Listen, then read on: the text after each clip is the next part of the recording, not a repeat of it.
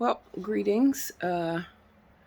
Today is Thursday, September 12th. Yeah, September 12th. Um, in bed today. Um, I've talked to you about the respiratory issues I've had as a result of the mold. I've talked with you about some of the physiological things in terms of um, I was on a cane for about 3 to 4 weeks because one morning I woke up and just couldn't put all my weight on my left hip. Um, and then there's, the fatigue and all of that. But the other thing that comes with mold toxicity is neurological issues, brain fog, um, confusion, um, difficulties making decisions.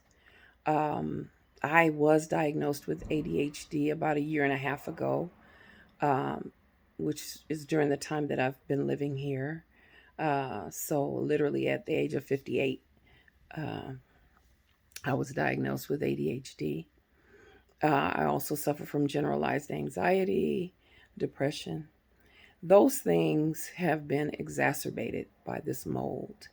I used to feel like I was so sharp, you know, and not anymore.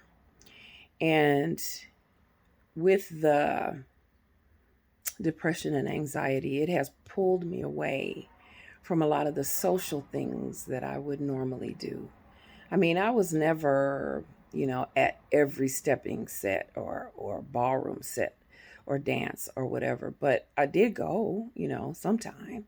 But now, the the reclusiveness has gotten a lot worse too.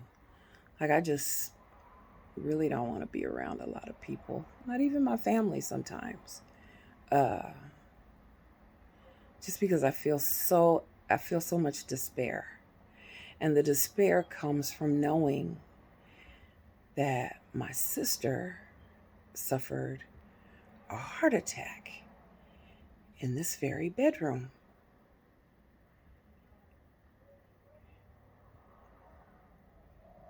and that she suffered from many other things, including depression and anxiety, but also she had she was sure that there were bed bugs, and she was itching and skin rashes, and uh she was already pretty thin, but she started losing a lot of weight. She was having extreme sugar cravings, and I didn't find out till recently that that's part of what happens when you are mold sick. You have extreme sugar cravings. And after she had the heart attack and I moved into this room where she was going through her things and found a piece of lemon icebox pie that she had wrapped up in a napkin on the side of the bed here, uh, because she couldn't get enough. She couldn't get enough of that lemon icebox pie, or she began making oatmeal raisin cookies, and she would eat a pint of Haagen-Dazs probably 2 or 3 times a week and was still skinny. She began to just lose so much weight. And the other part is you wonder, what in the devil is wrong with me? What is wrong? What is wrong? I have been a big woman all my life, but because I never smoked anything, nothing. I've never smoked a joint, nothing. Never drank excessively. I drank 2 drinks and I'm happy. And once I start sweating, I don't want no more anyway, because I start getting uncomfortable. I start having anxiety, like, oh my God, I'm sweating too much and everyone's looking at me, right? They're not, but that's part of how you feel when you are so self conscious and you suffer from having been through trauma, childhood trauma, which is the basis of why I am the way that I am. But the mold, it makes you wonder, like, am I going crazy? Like, why am I wheezing? Why am I coughing? Why do I keep getting postnasal drip? Why do I keep having bronchitis? And then you think to yourself, well, surely it can't be mold. Like, all the things my sister suffered from, nobody thought it was mold. Why? Because there is a stigma when you either take psychotropic drugs or you take uh, uh, antidepressants or any type of psych medications. Like, oh, okay, sure, she's itching. Oh, okay, sure, she's not eating. Oh, okay, uh, that's not what it is. It's mold, and it can affect you in many, many, many ways. The neurological issues that I've been having are beyond the whole ADHD, or even to the point of making me think I might be on the spectrum. I don't know, but whatever it is, it's intense, and it makes me fearful. I'm afraid.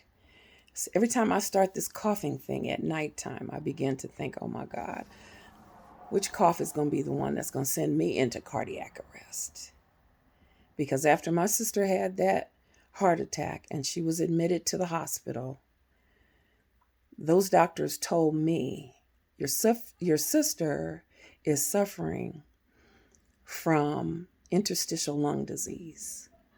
They didn't start off with your sister had a massive heart attack. They didn't say that. They said your sister is suffering from interstitial lung disease, and she will likely be on oxygen for the rest of her life. And I asked it, I said, how? Why? Why would she have lung disease? She hasn't smoked cigarettes in 40 something years. And she stopped smoking weed maybe 4 or 5 years before that. 4 or 5 years ago, because she was finding herself having issues with, respiratory issues. How does this develop? And not one of us thought mold or the filthy carpet that's in this apartment, that's been in this apartment the entire 12 years that this apartment has been in our family. My sisters lived in here first, and they, a couple of them moved out. The sister who passed away remained, and now I'm here, and it's the same carpet that's been in here for 12 years. And I'm going to try, without embarrassing myself with all my dirty laundry right there, but I'm going to try my best to show you right now. I'm going to turn this around, and I'm going to do my very best to zoom in. Do you see those dots? See those dots, black dots in the ceiling? And if I move closer to this light fixture that doesn't work, there's another black dot in the ceiling of this apartment. Once again, let me zoom back in over here. Those are black dots. What is that? What is that? Now, mind you, today is September 12th. They did remediation 3 weeks ago, 4 weeks ago.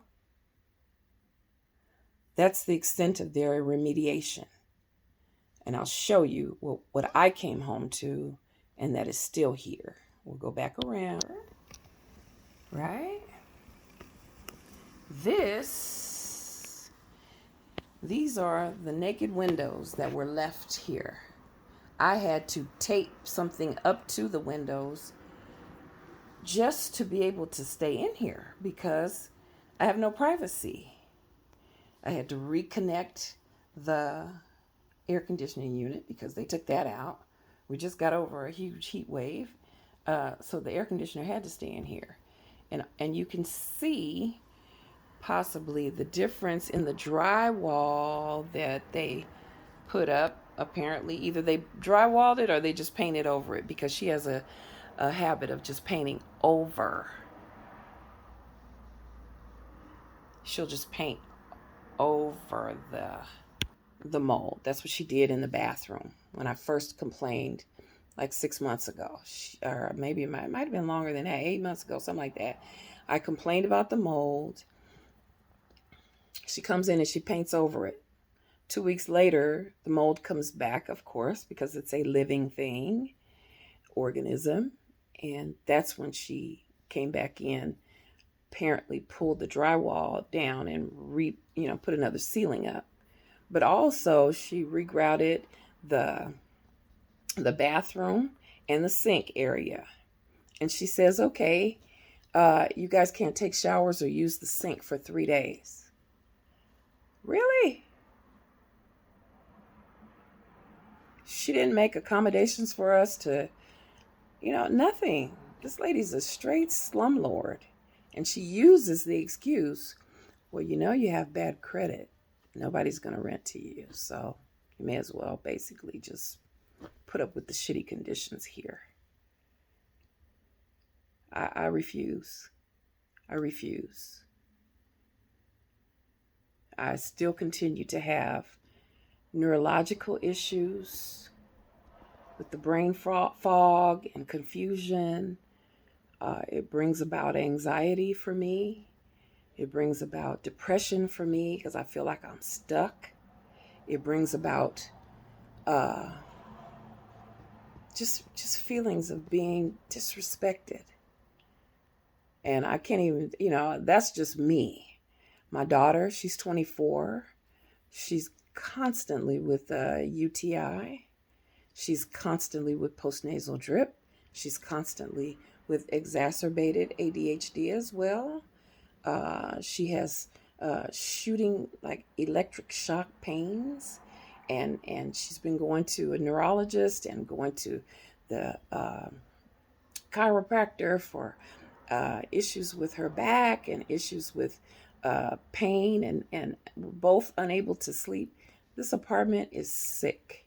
If you go into the courtyard of this apartment, there are you can see empty apartments with the same mold growing up the windows, just like it was in the front window in our living room, and just like those dots that I just showed you in the ceiling.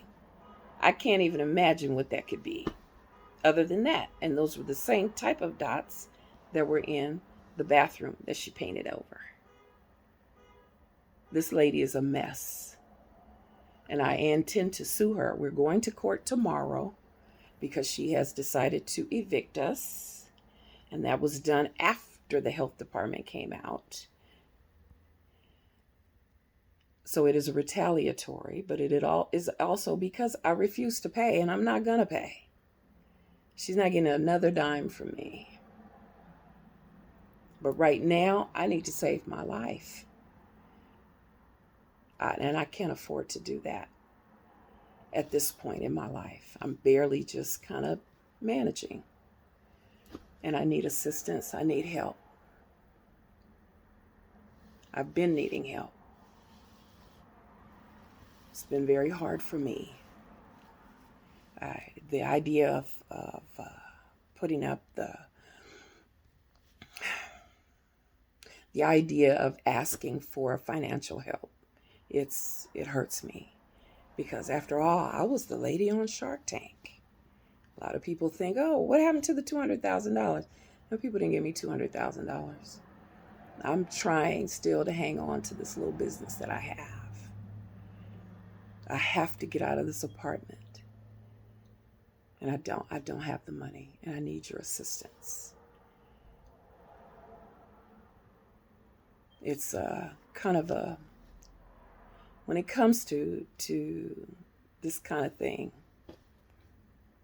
especially amongst Black people, oh, she begging. Yeah, I guess I am. But I've seen I've seen other people ask for assistance with vacations or whatever. I need one of those too, but that's not what I'm here for. I'm trying to save my life. I don't want to have a heart attack in here and die. I'm not ready to go. My looks, my health, my state of mind has changed significantly just since living here, and I need help. I don't want to feel ashamed, but the reality is my life is on the line. I should not be sounding like this. My voice, my natural voice should not be sounding like this. And I should not be wheezing and coughing. I should not be on a cane because I can't put all my weight on my left hip. I should not be in pain. I should not only be able to sleep 2 and 3 hours at a time at night, broken sleep. Those are the issues that I'm having.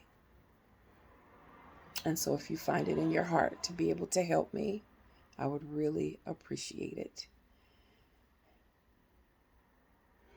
And for those of you who have been on my website trying to order products, or you placed an order, you didn't get your order, do understand this. I'm not in my right mind, and I know that I'm not. The only way I've been able to somewhat support myself is to go back to Uber driving, because it allows me to actually earn some money and be in my head at the same time and thinking of ways, how do I do this? But in terms of my business, I haven't even been able to think about, the gumbo business and how to run it. I've never been able to really do a great job at it, but now I realize that in the last 2 years, I haven't been able to even, I can't seem to get that together. I'm going to need, and as I'm talking to you, I've been trying, I've been doing a cleanse and cleansing while you're still in the moldy environment doesn't do any good. Trying to detox or take activated charcoal or any of the things that you're supposed to take, that type of remediation in my body can only be effective if I'm out of the moldy environment and then begin to get well. And I'll need months, if not years, of naturopathic therapy, naturopathic medical treatment. These are things that your doctor, they don't have a clue. If you tell your doctor, hey, I've been exposed to mold and I'm not breathing, I have been given atomizers, I've been given, or inhalers, I've been given antibiotics. I even went to my doctor, who I have great respect for Dr. Cabanilla. He's my primary care doctor. I told him, doctor, I'm constantly clearing my throat because it's like, I feel like there's fluid in my windpipe and I'm wheezing and coughing and all of that. He gives me a medication for acid reflux. I don't have a heartburn. I have a respiratory issue. I have a 4 millimeter nodule on my right lung.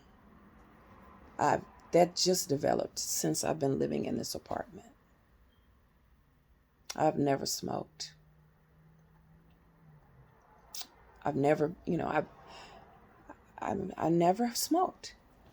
And I typically have very good blood pressure. Most of the time they take it a couple of times because they look at me and go, dang, you're a pretty hefty woman, to have blood pressure that's, 114 over 72 or something like that. And that's usually what my blood pressure is. I'm a fairly healthy woman. You can look at my skin normally and tell that I'm pretty healthy, except for recently I've been getting this, toxicity looking crap under my eyes. But other than that, I'm fairly healthy. I'm a big woman, that is true, and by clinical reason, clinical um, uh, diagnosis is obesity, but that's okay. I'm okay with that. I've been a big girl all my life, but I've never had these issues. I have been prescribed more medications in the last year and a half than I have in the last 10 years. And it has nothing to do with aging. I never had respiratory issues. I never had any of this until I moved here. Until I moved into the same bedroom that has those moldy dots in the ceiling, the same bedroom that my sister had a heart attack in and passed away. Please help me. And I say this with all humility. And I realize now that I need to save my life. And I need your assistance. Thank you so much.